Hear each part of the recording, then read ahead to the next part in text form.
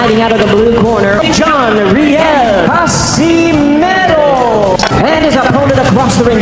Introducing Luis Pantera Neri. Usapang boxing, palitan ng mga malalakas na kamao. Isang digmaan na naman ang muling sisiklab para sa mga Pilipinong tagahanga ng boxing. May isang pangalang muling babalik sa gitna ng ring.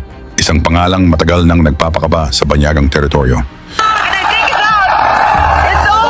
John Riel Casimero, Cuadro Alas. 3 beses naging world champion.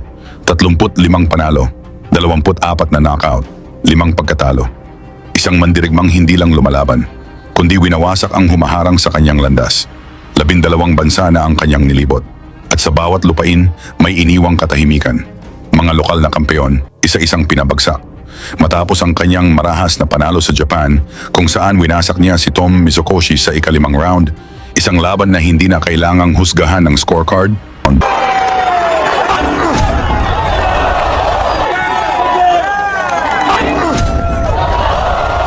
Isang pinto ang bumukas.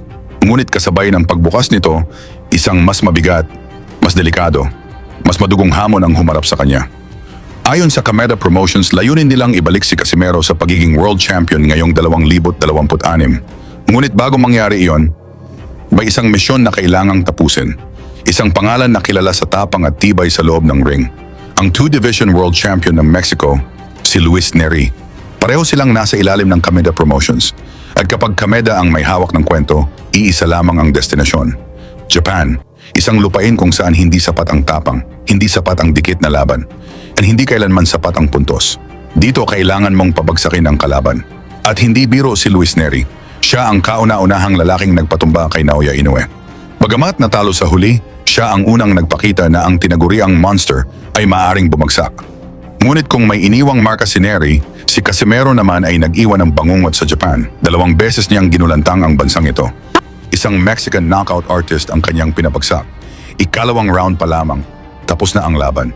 Isang eksenang naganap sa harap mismo ng mga mata ni Naoya Inoue.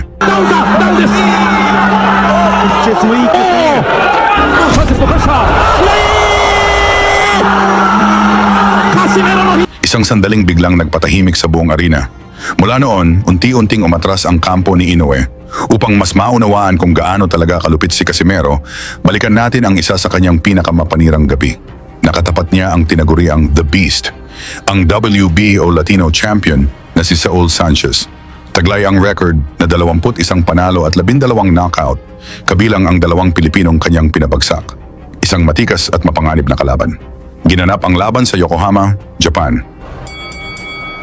Unang round pa lamang, rumagasa na si Casimero. Sunod-sunod na kombinasyon ang pinakawalan. 10回戦が始まりました。まずは第1ラウンド、カシメロのコンディションも心配されるんですけれども、さあ、いきなりいったしかし右を入れ Bumagsak si Sanchez. Tumayo pa. Pinilit lumaban. ダウンです。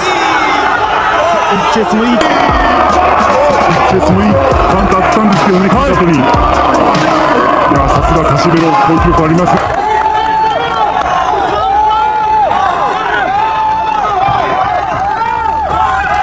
ちょっと手を思わずついてしまったというようなことになりましたサンチェス。ただカシメロはかなりかかっています。サンチェスの方はランキング、世界ランキング入りはしているんですけれども、こちらはバンタム級でのランキング入りということで、階級で言いますと岩瀬さん重いんですよね。この辺りはまたランキング入りはしているんですけれども、こちらはバンタム級でのランキング入りということで、階級で言いますと岩瀬さん重いんですよ。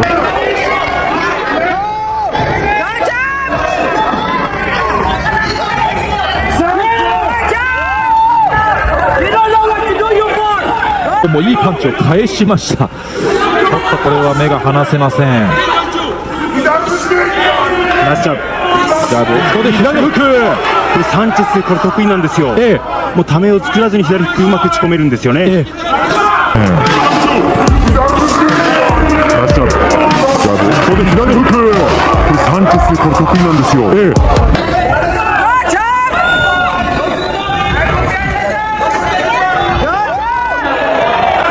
今度はボディに打ち込んでいくカシメロ。 Ngunit natuluyan sa kaliwang kamao ng Cuadro Alas. Wala nang kailangang patunayan. Inawat ng referee ang laban. カ